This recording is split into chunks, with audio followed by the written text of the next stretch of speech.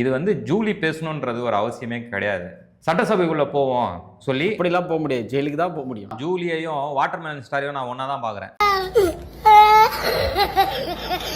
5 ரூபாய்க்கு நடிகரா 500 ரூபாய்க்கு நடிப்பாங்கன்னு சொல்லுவாங்கல்ல, அதை தான் ஜூலி பண்ணிட்டு இருக்கிறா.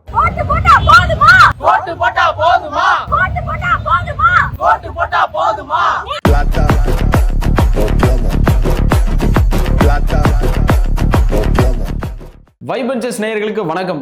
இன்னைக்கு வைபான ஒரு கண்டென்ட் தாங்க. நீட்டு ஒரு ஸ்கேமு, வாயத்தோர மாமு அப்படின்னு சொல்லி பயங்கரமாக பேசியிருந்தாங்க. இதை பற்றி பேசலாமா வேணாமா அப்படின்னு நான் யோசிச்சுட்டே இருக்கும்போது கண்டிப்பாக இதை பேசியே தான் ஆகணும். ஏன்னா நம்ம பேசாமல் வேறு யார் பேச போகிறா? ஏன்னா இப்போலாம் வந்ததுங்கெல்லாம் பேசிட்டு இருக்குது, நீட்டு ஒரு ஸ்கேமு, வாய்த்தோர மாமு, என்ன பேசுகிறோன்றதே தெரியாமல் பேசிகிட்டு இருக்கும்போது சரி இதையா நம்ம தனியாக உட்காந்து பேசணும், நம்ம அண்ணன் நம்ம கூட தொடர்ந்து பயணிச்சுக்கிட்டே இருக்கிற சதாம் அண்ணன், அவர்கிட்ட பேசலாம் அப்படின்றதுக்காக அவர் நம்ம கூட உட்காந்துருக்காரு. அவர் வெல்கம் பண்ணிடலாம். அண்ணா வணக்கம்ண்ணே. வணக்கம். எப்படி இருக்கீங்க? சிறப்பாக இருக்கேன். இனிமேல் நல்லா இருக்க மாட்டீங்க. ஏன்னா தொடர்ந்து நிறைய விஷயங்களை சர்ச்சைக்குள்ள கேள்வியெல்லாம் அவர்கிட்ட கேட்க போகிறோம். ஏன்னா இந்த மாதிரி டாபிக் அவர் பேசுனதே கிடையாது. அவர் நிறைய ஸ்கேம் பற்றி பேசியிருக்காரு. ஆனால் நீட்டு ஒரு ஸ்கேம் அப்படின்றத பற்றி இப்போ தான் நம்மள்கிட்ட பேச போகிறாரு. அண்ணா வணக்கம். சொல்லுங்கள், இப்போ சொல்லுங்கள், நீட்டு ஒரு ஸ்கேமா இல்லை ஜூலி ஸ்கேமா, அதை சொல்லுங்கள். நீட்டுன்றது ஸ்கேம் தான். ஏன்னா வந்து நீட்டை வந்து தமிழ்நாட்டில் எல்லாருமே எதிர்க்கிறோம். கண்டிப்பாக இது பொதுவான விஷயம். இது வந்து ஜூலி பேசணுன்றது ஒரு அவசியமே கிடையாது. திமுகவில் ஜூலி யார் யார் யார் அதான் நானும் கேட்குறேன், யார் அவங்க? அதே ஒரு கேள்விக்குறி தான், புரியுதுங்களா? திமுகவில் காலகாலமாக இருக்கிறவங்கள முந்தி அடித்து ஃபேம் ஆகணும்னு சொல்லி பேசிகிட்டு இருக்கிற நபர் தான் ஜூலி. ஃபேமுக்காக பேசுகிறாங்க. ஃபேமுக்காக தான். கண்டிப்பாக திமுகவில் வந்து என்ன நினச்சிட்டு இருக்கிறான் போலன்னா, நம்ம வந்து மெரினா பீச்சில் ஜல்லிக்கட்டுக்காக குரல் கொடுத்து ஃபேமஸ் ஆகி பிக் பாஸ் போயிட்டோம். இப்போது குரல் கொடுத்து திமுகவுக்கு ஆதரவாக பேசி சட்டசபைக்குள்ளே போவோம் சொல்லி இப்படிலாம் போக முடியாது, ஜெயிலுக்கு தான் போக முடியும். அது அவங்களுக்கு தெரியல. அதாவது பிக் பாஸ் ஹவுஸும் சட்டசபையும் ஒன்றுன்னு நினச்சிட்டு இருக்கிறான் போல் ஜூலி. அதுக்கு வாய்ப்பு கிடையாது. தேவையில்லாத ஒரு கான்ட்ரவர்சிஸை க்ரியேட் பண்ணுறதும் மீடியா ஃபோக்கஸை அட்ராக்ட் பண்ணுறதுக்கும் பண்ணிகிட்டு இருக்கிற ஸ்டண்ட் தான் இது எல்லாமே. என்ன பிக் பாஸ்குள்ளே போய் என்ன பண்ணாங்க போல ஜூலின்றது அசிங்கமாக தான் ஆயிடுச்சு.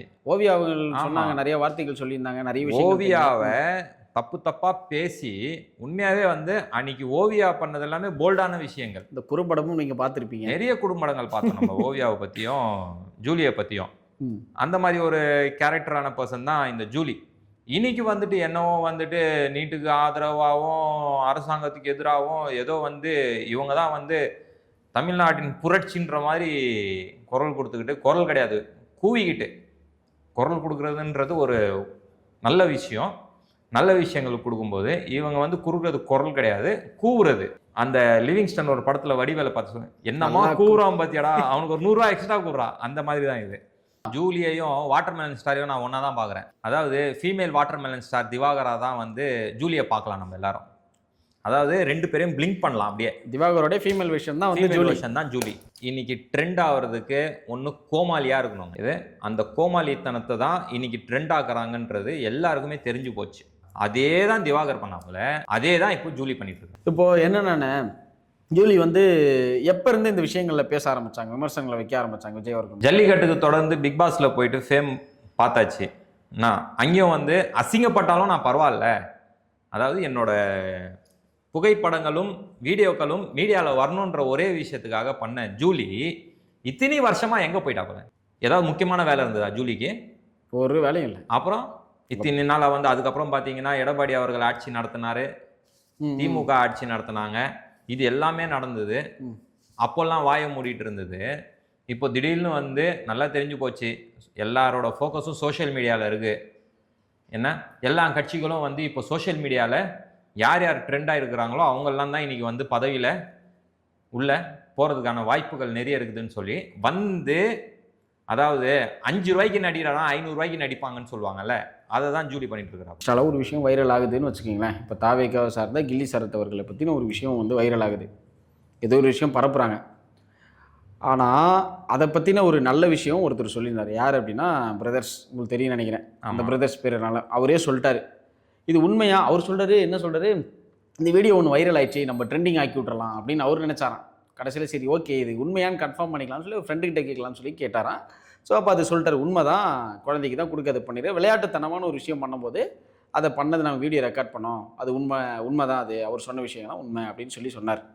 கரெக்டுங்களா? அவரே ஆராய்ச்சி பண்ணி சொல்லிட்டார்.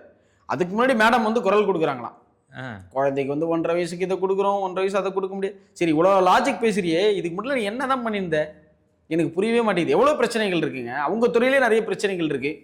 அதாவது கடந்த 5 வருஷமா அதுக்கும் முன்னாடியும் சரி ஜூலி என்ன பண்ணிட்டு இருந்தா போல. ஜூலிக்கு எந்த விதமான சினிமா துறையில் ஒரு சின்ன கதாபாத்திரத்துக்கு கொடுக்கவே வாய்ப்பு இல்லாத ஒரு சூழ்நிலையில் எல்லாருமே திரும்பி பார்க்கணும் சொல்லி ஒரே ஒரு விஷயத்துக்காக ஜூலி உட்கார்ந்து கூவிட்டு இருக்கிறாப்புல. ஓகேங்களா? அதாவது ஓப்பனாகவே நம்ம ஒரு விஷயம் சொல்கிறேனே, திமுகவில் ஒரு பேச்சாளர்களும் பேசும்போது அவர்களோட தமிழ் உச்சரிப்பு வந்து அவ்வளோ சுத்தமாக இருக்கும். அதாவது கட்சி அரசியல் இது எல்லாமே வந்து வேற. ஜூலியோட வந்து தகுதியற்ற பேச்சுகளும் தராதரமற்ற பேச்சுகளும் தான் வந்து இன்னைக்கு பரவலாக இருக்குது சோசியல் மீடியாவில். ஓகேங்களா? இதெல்லாம் வச்சுட்டு அரசியல் பண்ணிடலான்னு நினைக்கிறது வந்து ஒரு மிகவும் வந்து கீழ்த்தரமான ஒரு விஷயம் தான் ஜூலி பண்ணிட்டு இருக்கிறது. வந்து இதெல்லாம் பண்ணி அரசியல்வாதி ஆயிடலாம், இது அரசியல் வியாதி வேணா ஆகலாமே தவிர அரசியல்வாதி ஆக முடியாது ஜூலியால. நீ யாரு முதல்ல? நான் திருப்பி கேட்கறதான், நீ யாரு திமுகல? உன்னால வந்து ஒரு நல்ல கருத்து பேச முடியுமா? ஒரு தூய தமிழ்ல உன்னால பேச முடியுமா? இல்ல உன்னால திராவிடம் தான் பேச முடியுமா? எதுவுமே பேச தெரியாத நீ இன்னைக்கு வந்து சோசியல் மீடியால ஒண்ணுமே இல்லாம நீ உட்கார்ந்து பேசிக்கிட்டு, அதாவது வந்து பின்வாசல் மூலியமாக திமுகக்குள் நுழைய துடிக்கும் ஜூலி. சும்மா அதாவது குலைச்சினே இருந்தா நம்மளை வந்து எல்லாரும் திரும்பி பார்த்துருவாங்க நினைச்சுன்னு இருக்கிறாப்புல, வேற ஒண்ணுமே கிடையாது. முதலமைச்சர் அதாவது விஜய் அவர்கள் இப்போ முதலமைச்சர் ஆயிட்டாரு. ஓகேங்களா?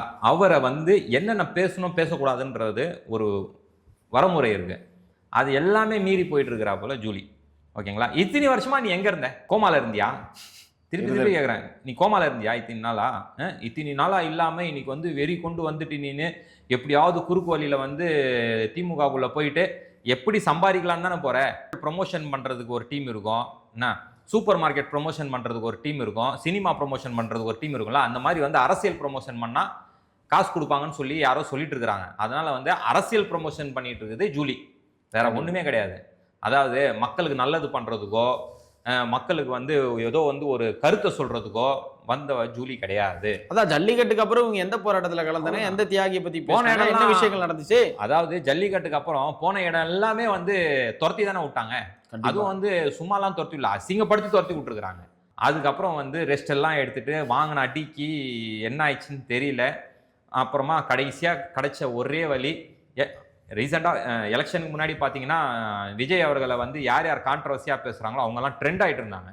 அந்த வழியை வந்து கரெக்டாக வந்து ஜூலி கூட கான்ட்ரவர்சியாக பேசினா கூடமே அரசியல் நாகரிகம் கருதி சில பேர் வார்த்தைகள் விட்டாங்க. அரசியல் என்ன தெரியும்? அரசியல்னா என்னன்னு தெரியாது, நாகரிகம்னா என்னன்னு தெரியாது, பேசுற வார்த்தைகள் வந்து நம்ம என்ன பேசுறோன்றது கூட தெரியாம சும்மா ரீல்ஸ்க்காக மீடியா கேமரா, ஐயோ camera camera camera camera camera எங்க இருக்குதுன்னு பார்த்துட்டு நான் அப்படி வந்து இவங்க சொல்றாங்க தாவேக அரசை வந்து ரீல்ஸ் மூலியமா ஃபேம் ஆகிறேன், ரீல்ஸ் மூலியமா ஃபேம் ஆகிறேன். சரி நீங்க பண்றீங்க, நீங்களே ரீல்ஸ் தான போடுறீங்க. தாவேக அரசாங்கம் ரீல்ஸ் போட்டுச்சோ ஏதோ போட்டுச்சு, ஆட்சியில வந்து உட்கார்ந்துட்டாங்களா?